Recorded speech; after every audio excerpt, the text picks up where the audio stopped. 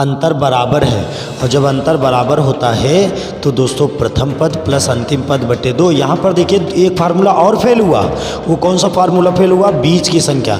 यहाँ बीच की संख्या आपको नहीं पता।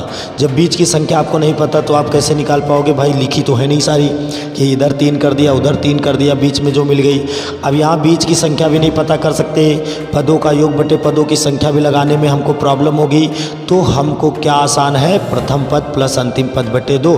अब आप बताइए, आपको मैंने जो 3-4 फार्मूले बताए इनमें सबसे आसान कौन सा फार्मूला आपके लिए हो रहा है?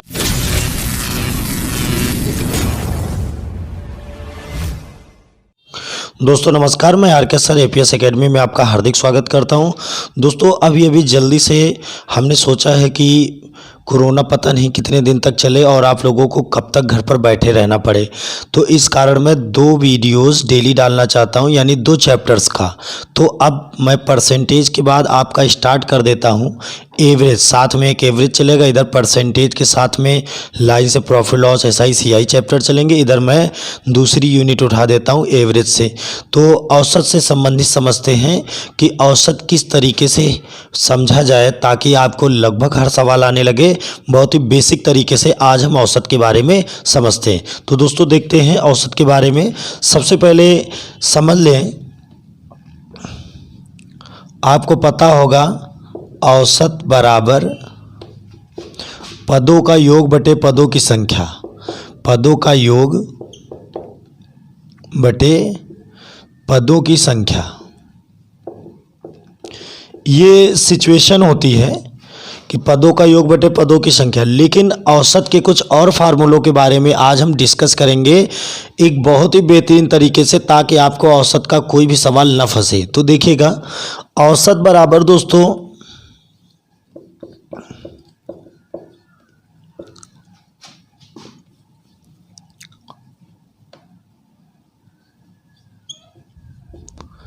प्रत्येक को बराबर कर देना, प्रत्येक को बराबर कर देना, यानी कि हर एक चीज़ को मेंटेन करना। हम ये कह सकते हैं अच्छी भाषा में हर चीज़ को मेंटेन कर देना, या हम कह दें औसत बराबर प्रथम पद प्लस अंतिम पद डिवाइड 2। ये भी एक औसत के लिए रूल होता है। या हम औसत बराबर कह दें बीच की संख्या, बीच की संख्या। अगर ये सारी बातें, ध्यान दीजिएगा दोस्तों, ये सारी बातें अगर हम लोग जान लें, औसत में सारी चीज़ों के बारे में अगर अलग अलग संबंधित चीज़ें हम पढ़ लें, बिल्कुल अच्छी तरीके से समझ लें, तो मेरा मानना है औसत का सवाल आपका लगभग नहीं फंसने वाला है, बिल्कुल नहीं फंसेगा। ये मेरी गारंटी है, समझाने की भी मेरी गारंटी, बस आपको बहुत अच्छे से पढ़ने की एक ज़रूरत है। तो दोस्तों आज इन्हीं सारी बातों पे एक बेहतरीन तरीके से हम डिस्कस करने वाले हैं, जो बहुत अच्छे से समझाते हैं। और कॉपी पेन लेकर बैठ जाइए। आज के बाद अगर आप ये सारी बातें समझ गए तो ये मैं गारंटी देता हूँ कि एवरेज आपको आने लगेगा, आज से ही आने लगेगा। लेकिन इसके बाद भी हम अभी आपको क्वेश्चंस भी कराएंगे, जो भी क्वेश्चंस हैं वो बहुत अच्छी तरीके से कराएंगे। तो बिल्कुल परेशान होने की कोई ज़रूरत नहीं है। देखते हैं, सभी बातों को समझते हैं। दोस्तों ये नोट कर लिया। अब मुझे संख्याएं लिखने के लिए इसको हटाना पड़ेगा, तो देखते हैं मैं इसको हटा के अब ये सारी बातें नोट कर लीजिए। इसके बारे में आप अपने रफ पर, कॉपी पर, जो भी आपकी फेयर वगैरह है उस पर देखते रहें। मैं आपको बराबर अच्छी तरीके से समझाता हूँ। दोस्तों सबसे पहले समझते हैं संख्याएं आखिर कितनी तरीके की होती हैं। सभी तरीके की संख्याएं मैं एक बार में आपको बता देता हूँ। दोस्तों आपके सामने सबसे पहले एक गिनती हो सकती है,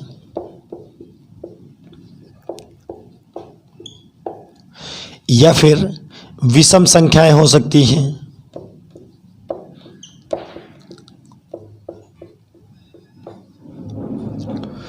या फिर सम संख्याएं हो सकती हैं,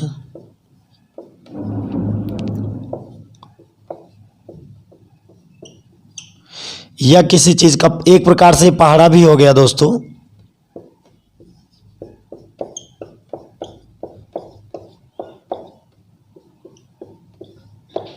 ये देखिएगा, मैंने आपके सामने गिनती लिख दिया है, विषम संख्याएं लिख दिया है, ऑड नंबर्स, इवन नंबर्स और किसी चीज़ का एक टेबल भी लिख दिया है, एक पहाड़ा लिख दिया है। तो आज समझते हैं सबसे पहले कि आखिर औसत में इन सब चीज़ों को कैसे हम संबंधित करें। दोस्तों सबसे पहले देखिएगा, ये सभी जो संख्याएं लिखा है इनमें एक खास चीज़ क्या है। सबसे खास चीज़ जो है वो क्या है इसमें, ये देखते हैं। सबसे पहले यही हमारा मुद्दा है। इनमें दोस्तों सबसे पहले जितनी भी संख्या लिखी है इनमें अंतर बराबर है। क्या है? अंतर बराबर है। अगर अंतर बराबर है तो दोस्तों आपको बहुत आसानी से बता दें, जब भी अंतर बराबर होता है तो आप उसमें से बीच की संख्या औसत कह सकते हैं। यानी अगर इसका औसत पूछा था, इसके बीचों बीच में क्या है? 4। दोस्तों 3 संख्या इधर है, 3 संख्या उधर है, तो इसका औसत क्या आएगा? 4। मैंने अभी एक आपको फार्मूला बताया था कि जो औसत होता है वो बीच की संख्या होती है। तो बीच की संख्या औसत कैसे होगी भाई? बीच की संख्या औसत होगी, अब इसको देख लेते हैं। अभी मैंने एक फार्मूला भी बताया था, एक फार्मूला आपका फिनिश हो गया, बीच की संख्या औसत होती है, वो तो फिनिश हो गया। दूसरा एक फार्मूला बताया था कि प्रथम पद प्लस अंतिम पद बटे 2। तो प्रथम पद दोस्तों क्या है? 1। देखिएगा दोस्तों, ये वाला क्वेश्चन हम सॉल्व कर रहे हैं। प्रथम पद हमारा 1 है, अंतिम पद है 7 बटे 2। दोस्तों इस सवाल का डिस्कशन चल रहा है, पहले सवाल का ध्यान दीजिएगा। तब भी देखिए 8 बटे 2 का मतलब 4, तब भी इसका औसत 4 आ रहा है और अब भी औसत 4 है। 2 फार्मूले आपके हो गए। तीसरा फार्मूला आपको ध्यान से देखना है। तीसरे फार्मूले में दिया है कि पदों का योग बटे पदों की संख्या, जो मैंने सबसे पहले लिखा था, पदों का योग बटे पदों की संख्या। तो पदों का योग करते 1 2 3 3 6 4 10 5 15 6 21 7 28। तो दोस्तों इसका योग कितना आ गया? 28 आ गया। इसका योग 28 है, पदों का योग 28 है, पदों की संख्या कितनी? 7। तो भी दोस्तों देखिएगा औसत क्या आया? तब भी औसत इसका क्या आया है? 4। इसका औसत तब भी क्या आया? 4। 7 चौक 28, यानी कि 4 आंसर हो गया। तो आप देखिए 3 फार्मूले आपके हो गए। पदों का योग बटे पदों की संख्या, बीच की संख्या और प्रथम पद प्लस अंतिम पद बटे 2। ये 3 फार्मूले आपके हो चुके हैं। अब देखिएगा सबको बराबर मेंटेन कर देना, मैंने कहा तो सबको बराबर मेंटेन कर देना मैं वहां पर लागू करूंगा जहां पर ये फार्मूले नहीं लगेंगे। दोस्तों एक चीज आपको बता दें, अभी मैंने एक फार्मूला बताया बीच की संख्या, बीच की संख्या और प्रथम पद प्लस अंतिम पद बटे 2। ये जो 2 फार्मूले हैं ये फार्मूले वहीं लगेंगे जहां पर दी गई संख्याओं में अंतर बराबर हो। अगर अंतर बराबर नहीं होगा तो ये फार्मूले नहीं लगेंगे। बिल्कुल आपको अच्छे से याद रखना है, इसमें आपको डाउट नहीं होना चाहिए। और जो पहली बात कही थी कि पदों का योग बटे पदों की संख्या, उससे क्वेश्चंस थोड़ा बड़े हो जाते हैं, सॉल्यूशन थोड़ा बड़े हो जाते हैं, बाकी वो हर जगह लग जाता है। वो एक मान लीजिए एक सदाबहार फार्मूला आपके लिए है, लेकिन हमको अलग अलग कैटेगरी, देखिए जिस तरीके से जीवन में समस्याएं आती हैं उन सारी समस्याओं का सलूशन एक ही तरीके नहीं किया जा सकता है। वैसे दोस्तों हमारे पास मैथ्स के क्वेश्चंस होते हैं, सभी को एक तरीके से, बहुत सारे आपको टीचर से ये मिलेंगे कि मैंने बस एक तरीका बताया है सब पर लागू करो। तो दोस्तों जब सब पर वही तरीका लागू करेंगे तो कुछ क्वेश्चंस बड़े हो जाते हैं। हर सवाल की एक कैटेगरी होती है, एक लगाने का एक अलग तरीका होता है। तो हमको वो मेथड सीखना है कि किस मेथड से कौन से सवाल हमारे लिए ज़्यादा आसानी से हो सकते हैं। तो दोस्तों याद रखिए बीच की संख्या प्रथम पद प्लस अंतिम पद बटे 2 तभी लगेगा जब अंतर बराबर हो, अंतर बराबर हो, अन्यथा नहीं लगेगा। दोस्तों अब देखिए मैं आपको क्वेश्चंस की वैरायटी देता हूं जहां पर फार्मूले की अलग अलग कैटेगरी किस तरीके से लगाई जाती है उसके बारे में बहुत अच्छे से समझाता हूं। देखिएगा दोस्तों, जैसे मान लीजिए ये सवाल लिखा 4 8 12 डैश डैश डैश 192। अब दोस्तों मैंने ये कैटेगरी लिख दी, तो अब आप एक चीज सोचिएगा, पहले इसका औसत पूछा जाए, इसका आपसे कहा जाए कि औसत क्या होगा। अब इसका औसत आपको बताना है, तो अब बताइए, आपके पास एक फार्मूला है पहला जो बताया था, पदों का योग बटे पदों की संख्या। क्या आप पदों का योग कर पाएंगे?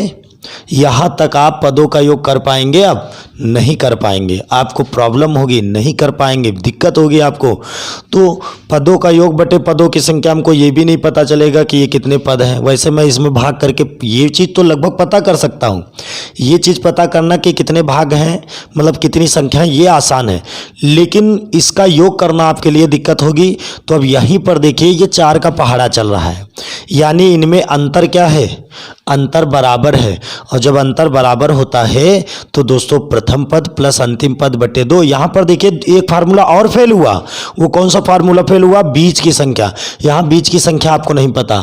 जब बीच की संख्या आपको नहीं पता तो आप कैसे निकाल पाओगे भाई? लिखी तो है नहीं सारी कि इधर 3 कर दिया, उधर 3 कर दिया, बीच में जो मिल गई।